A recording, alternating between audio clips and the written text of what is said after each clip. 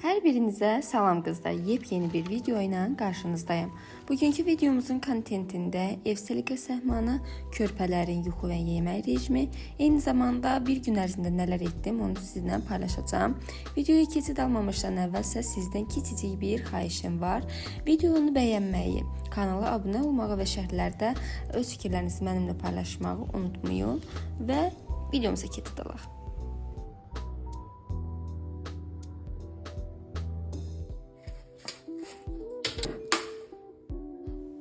Burada özüm üçün kakao hazırlayıram.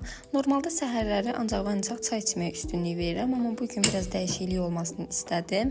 Və bu arada mən içkilər arasında kofeni ümumiyyətcə tükətmirəm, yəni heç sevmirəm. Bunun da səbəbi dadının acı olmağıdır. Onun üzərinə şəkər tozu əlavə edib elə qəbul elədiyim vaxtlar olur. Sadəcə həmin dönəmdə çox şirin olur və onu da yəni elə də sağlıqlı deyil içmək. Burada isə kakaonun da yeni tərkibində bir acılıq var. Ona görə qatılaşdırılmış süd əlavə edirəm və belə hazırlamağı daha çox sevirəm. Bəzən yay aylarında üzərinə soyuq buz da əlavə edib elə də tükətdiyim olur. Daha sonra diləyimlə aşağı düşürük və biraz təmiz hava qəbul edirik. Bu arada hava çox gözəl idi. Düzdür, həmişəki kimi külək var idi, amma günəş də çıxmışdı və havanın berraqlığı əla idi. Burada da Diləyi görürsünüz, çox mutludur.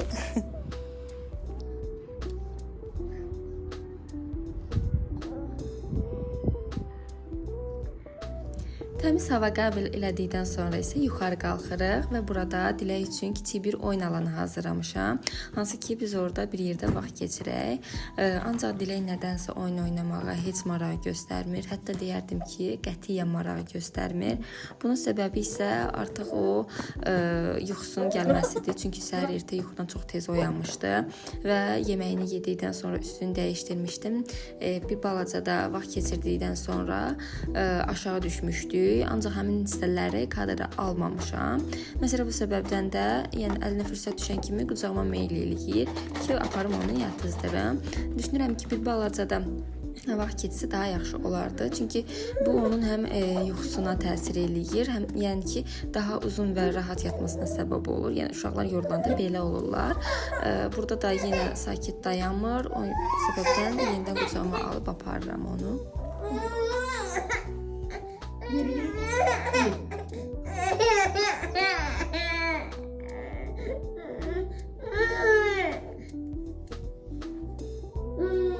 Biz gedirik yatmağa, heç keyfimiz yoxdur.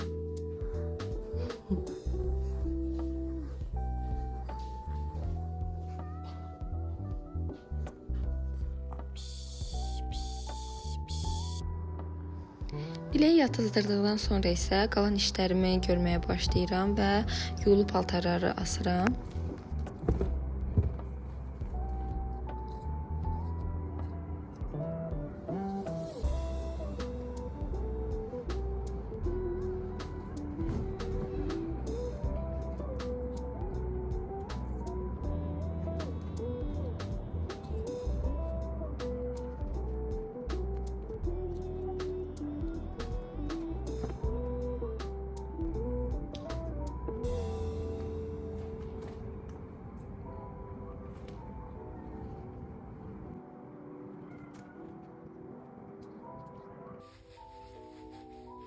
Mənim olan üstü şıp-şıplarım.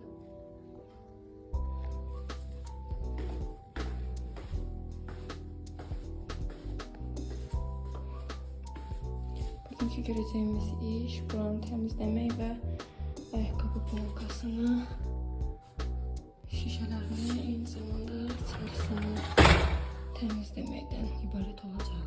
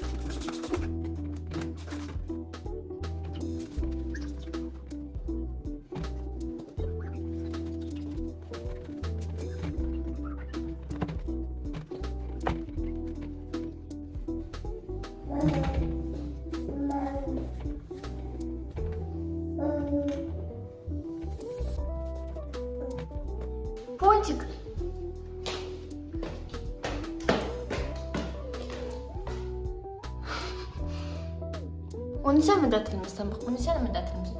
O birisi də yanındadır.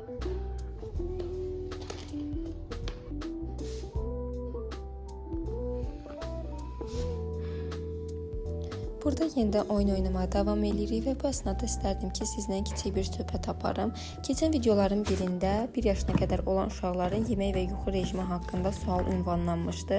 Onu qeyd edeyim ki, mövzu biraz geniş mövzudur və həmin mövzunun bu videoya yerləşəcəyini düşünmürəm, amma əlimdən gəldiyincə sizə məsləhət verməyə çalışacağam və onu da qeyd edeyim ki, mən peşəkar bir mütəxəssis kimi sizə yol göstərə bilmərəm. Yəni hər bir uşağın böyüdüyü mühitlə orqanizması əlbəttə ki, digərinikindən oxşarlıq təşkil eləmir. Məhz bu səbəbdən peşəkar bir pediatr və mütəxəssislə əlaqə saxlamağınız daha məqsədə uyğun olardı və mən sadəcə öz gördüklərim, yaşadıqlarım və apardığım araşdırmalara dayanaraqdan sizə kiçik məsləhətlər və yaxud da ki, kiçik yollar verə bilərəm. İlk növbədə 1 yaşına qədər olan uşaqları 0-3, 3-6, 6-9 və 9-12 ay olmaqla 4 qrupa bölsək daha rahat olar. 0-3 aylığında olan uşaqların qidalanmasında ana südünün önəmi çox vacibdir. Ümumiyyətlə növbəti aylarda da hər zaman ana südü ilk planda olmalıdır. Əlavə qidalardan isə məcbur qalındığı dövrdə verilsəz, yəni bir problem olmaz, amma yenə də deyirəm, ana südü daha faydalıdır. Mənim özümdə Diləyə ay yarımına qədər ana südü verə bilmişəm, çox təəssüf ki, növbəti aylarında əlavə qida vermişdim.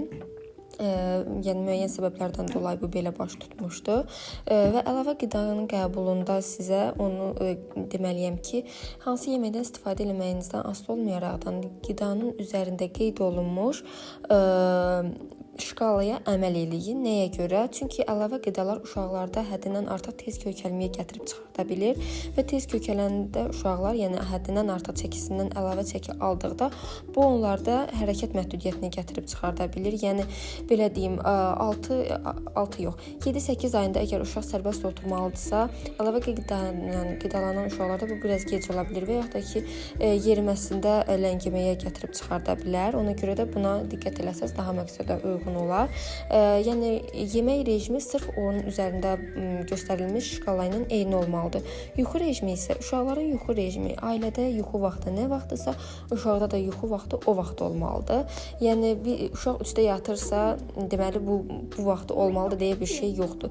Düzdür, biraz çətinlik törədəcək, ancaq uşaqların normal yuxu vaxtı gec olmamalıdır. Yəni hardasa saat 10-dan 11-dən o tərəfə qalmamalıdır.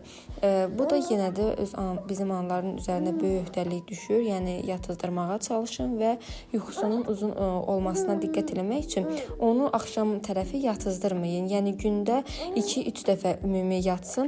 Axşama doğru isə, yəni saat 6-dan sonra da ümumiyyətcə yatmamasına diqqət eləyin. Ondan sonra isə gecələrin daha uzun və rahat yatdığını özünüz görəcəksiniz. Mən Diləkdə bunu belə eləmişdim. Demək olar ki, saat 10-da yatırdı, səhər saat 6-da və yaxud da ki 7-də oyanırdı. Gecələr isə oyanması demək olar ki, çox az idi. Ümumiyyətlə körpələrin narahatçılıq səbəbləri demək olar ki, çox oxşarlıq təşkil edir.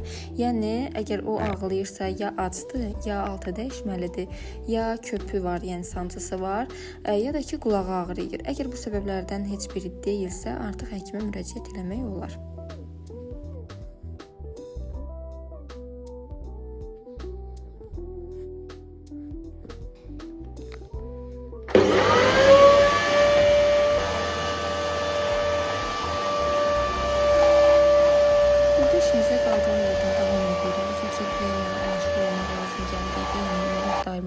Lazım gəldikdə ilk növbədə ona vaxt ayırıram, işlərimi isə daha sonra davam edirəm və budur, bayaq aşağıdan tam təmizləyib bitirə bilməmişdim. Yəni şüşələri sildim, təmizlədim, ancaq yeri kafeli silməmişdim. İndi isə onlara qaldığım yerdən ilə davam edirəm.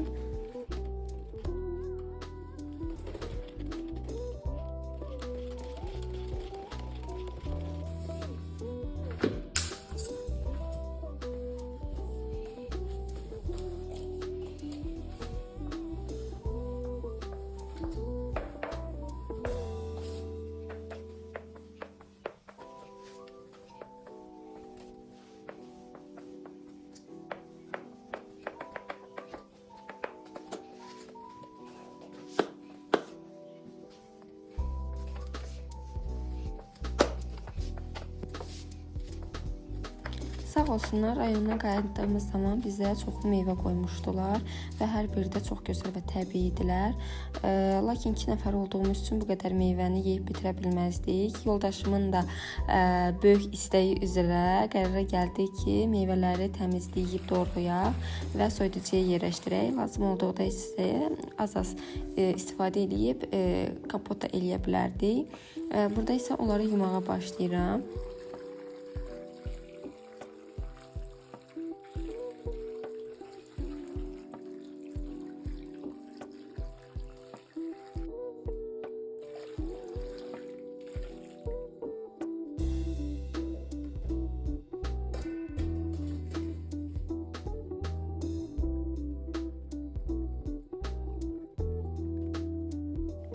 Mahnıda da dediyi kimi meyvələrdən 3 meyvə var. Biri alma, biri heyva, biri nar.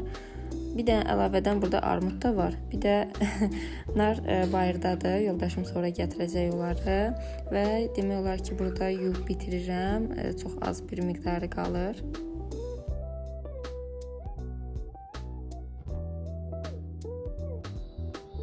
Bunlar da sağ olsun yoldaşım kömək elədi. Həm yuyub doğrayıb, həm də dənəliyib.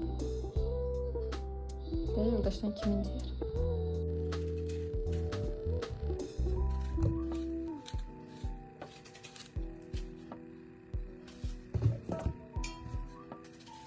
Kənd həyatında şey oldu, o Ukraynalı arvadlar.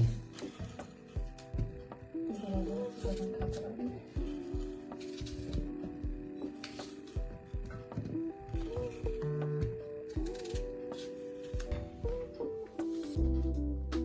Kızlar, gördüğünüz kimi arka bağlamaları buraya yerleştirmişik.